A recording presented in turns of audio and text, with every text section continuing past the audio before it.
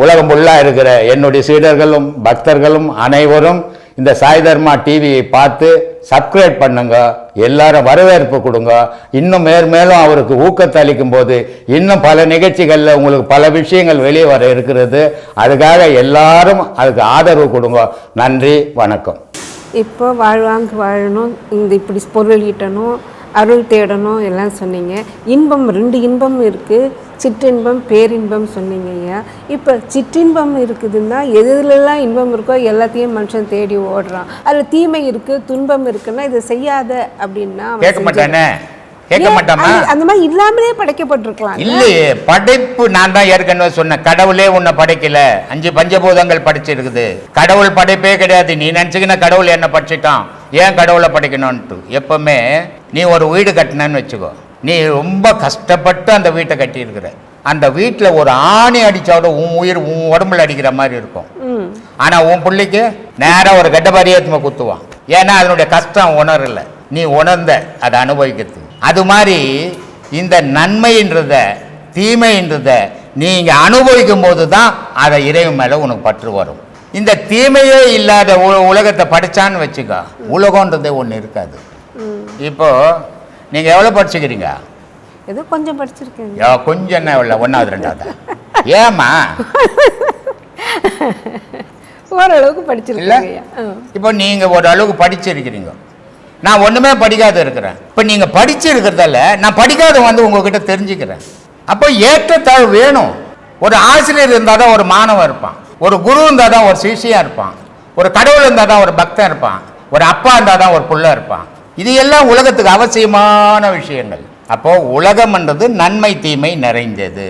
இப்போ ஒரு மழை பெய்யுது, ஒரு விவசாயி என்ன பண்ணுறான், ஐயோ மழை வேணும், மழை வந்தால் தான் இந்த பயிரெல்லாம் காப்பாற்ற முடியும், மழை வந்தால் தான் இந்த உலகத்துக்கு சோறு போட முடியும் அப்படின்னு ஒரு விவசாயி நினைக்கிறான். அவன் நினைக்கிறது நியாயமான விஷயம் இல்லையா?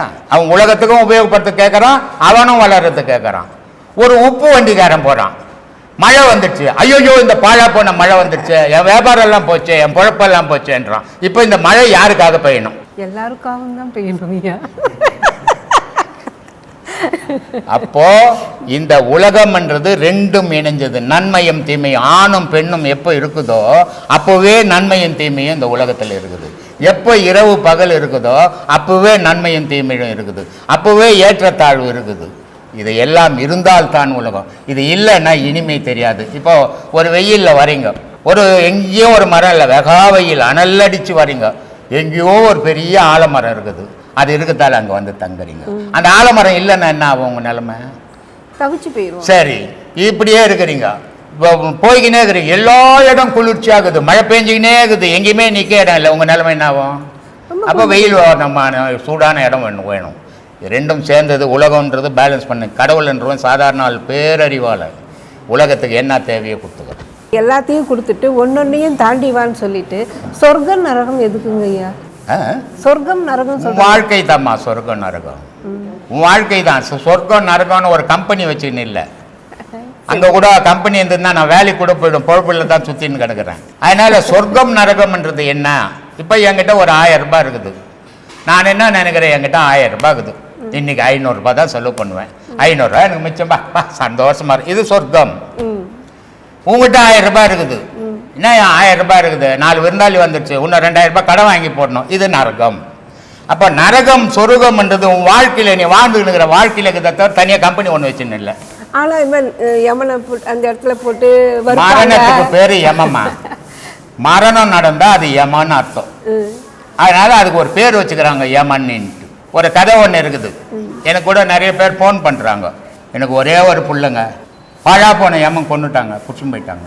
என் பிள்ளைக்கு சொர்க்கத்துக்கு போனானா நரகத்துக்கு போனானா, அவன் ஆயில் முடிஞ்சு செத்தானா ஆயில் முடியாது செத்தானா தெரியலங்க எனக்கு.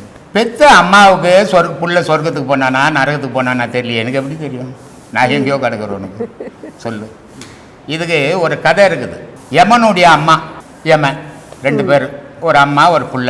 யமனுக்கு தொழில் எல்லாரையும் கொண்டுக்குன்னு வர்றது, புருஷன் போடுறது. யமனுடைய அம்மா ஒரு கதை, இது நிஜம்ட்டு என்ன யாருன்னா டிவியில் கேட்க போகிறீங்க, இது கதை, பல முறை சொல்கிறேன், இது நிஜம் இல்லை, இது ஒரு கதை, பெரியவங்க சொன்ன கதை, அதை உதாரணத்துக்காக சொல்கிறேன்னே தவிர இது நிஜம் இல்லை. அப்போது இவங்க அம்மா என்ன பண்ணுறாங்க, ஒரு கிணத்தாண்ட தண்ணி எடுக்க போகிறாங்க. தண்ணி எடுக்க போன உடனே அந்த கிணத்தாண்ட தண்ணி எடுக்கிற பொம்பளைங்கெல்லாம் திட்டுறாங்க.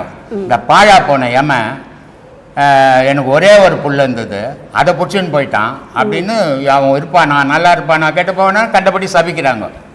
இது யமனுடைய அம்மாவனுடைய மனசு தாங்கலை. வீட்டுக்கு வந்தது, யமன் மத்தியானம் சாப்பாட்டுக்கு வந்தார். சாப்பாடு போட்டாங்க. அப்போ அம்மா சொல்கிறாங்க, அப்பா உன்னை ஊரெல்லாம் இது மாதிரி திட்டுறாங்களேப்பா, நீ ஏன்பா இந்த மாதிரி கெட்ட பேர் ஏற்றுற, அது எனக்கு ரொம்ப மனசு கஷ்டமாக இருக்குது அப்படின்னு அம்மா சொல்கிறாங்க. சரிம்மா, என்ன பண்ணுறதுமா, என் தொழில் அப்படி ஆகிப்போச்சு, அதனால என்னை ஊர் சபிக்குது, சபிச்சும் போட்டான். ராத்திரிக்கு என்னம்மா குழம்பு வைக்க போகிறேன்றாங்க. சாம்பார் வைக்கிறேன்பா. நாங்கள் பதார்த்தம் என்னம்மா பண்ண போகிறோம், வாழகா வரம்மா நல்லாயிருக்கும் அப்படின்றாங்க. சரின்னு சாம்பார் வச்சுட்டாங்க. அப்படியே அம்மனுடைய அம்மா வாழைத்தோப்புள்ள சுற்றி பார்த்துன்னு வருது. பார்த்தா அப்படியே தார் தாரா தொங்குது வாழை மரத்தில். அப்போ எதுலையாவது ஒன்று புட்டா அந்த தாரே கெட்டு போயிடும் பொழுது. அப்படியே சுற்றி பார்த்துருந்தா ஒரு தாரில் ஒரே ஒரு காய் நிற்குது. அதை போட்டுக்கின்னு வந்து அரிஞ்சிடுச்சு. அரிஞ்சு பதார்த்தம் பண்ணிடுச்சு.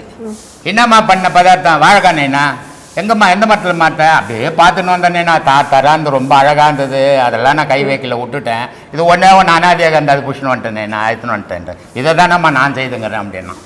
அப்போது அவனுடைய செயலை அவன் செய்துன்னுக்கிறான், நம்மளுடைய செயலை நம்ம செய்துன்னுக்கிறோம். இப்படிலாம் இருக்குதும்மா கதைங்க.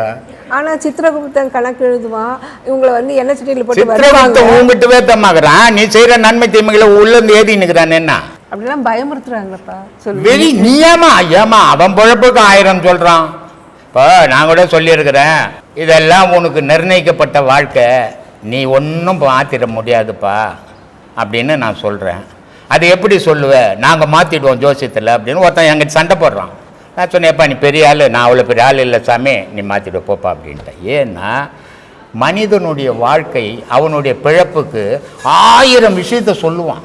நீ உலகத்தில் இருக்கிறதெல்லாம் காது விட்டு கேட்டீன்னா நீ பயந்து நடுங்கி போயிடுவேன் இல்லையா. நீ அதையெல்லாம் எனக்கு தெரியும், என்னை காப்பாற்ற கடவுள் இருக்கிறான்டா, வேற எதுவுமே எனக்கு தேவையில்லடான்ற முடிவுக்கு வந்துட்டீங்கன்னா பயம் அறிய மாட்டேன். மரணம் அது என்னைக்கு இருந்தாலும் எல்லாருக்கும் வந்தே தரும். இவ்வளோ திருக்குறள் எழுதின வள்ளுவன் ஏமா மரணம் அடையணும் சொல்லு, தெரியாத அவனுக்கு மரணம் அடைவான். அதுவும் அந்த திருக்குறள் எழுதின வள்ளுவன் சொல்கிறான், நான் வாழும்போது மட்டும் பயன்பட்டுறக்கூடாது, நான் செத்தும் பயன்படணுன்றான். என்னப்பா அப்படின்னா, நான் இறந்த உடனே என்னை மண்ணில் போட்டு பச்சிடாதீங்க, என் உடலை துண்டு துண்டாக வெட்டி வேலியில் கீழில் போடுங்க, பல பறவைகள் சாப்பிட்டு வாழட்டும், ஏன்னா நான் வாழும்போதும் பயன்படணும் செத்தும் பயன்படணுன்றான். இதுதான் மகானுடைய நிலை இல்லையா. காசிராஜன் வந்து மயிலாப்பூரில் வள்ளுவனுக்கு கோயில் கட்டுறான். இங்கே இருக்கிறவங்க கட்டல, நான் தமிழான்றான், ஒத்தனும் கட்டல, காசிலேருந்து வந்து கட்டுறான், காசிராஜன் கட்டுறான் மயிலாப்பூரில் வள்ளுவர் கோயில். இதெல்லாம் எவ்வளோ பெரிய அற்புதமான விஷயங்கள். இதெல்லாம் ஆராய்ஞ்சு பார்த்தோம்னா நமக்கு உண்மைகள் தெரியும். ஆனால் நம்ம ஆராயறதில்லை, அப்படியே ஒரு கண்மூடித்தனமாகவே வாழ்ந்துட்டு எல்லாம் எனக்கு தெரியுங்க எல்லாம் எனக்கு தெரியுங்கன்றோம். ஆனால் எதுவுமே தெரிஞ்சுக்கல. இன்னும் தெரிஞ்சுக்கணுன்னா முயற்சிகள் அதிகம் வேணும். அந்த முயற்சிகளால் தான் உங்களால் உண்மைகளை உணர முடியும். நன்மை தீமைகளை தேர்ந்தெடுக்கணும். நீங்கள் எது தீமை எது நன்மை அப்படின்னு தேர்ந்தெடுத்து நீங்கள் ஒரு நடுநிலையாக நின்னீங்கன்னா உங்களுக்கு துன்பம் இல்லை. எது இருக்குதோ அந்த பக்கம் சாய்ந்தால் துன்பமும் வரும் இன்பமும் வரும். இதுதான் வாழ்க்கைமா.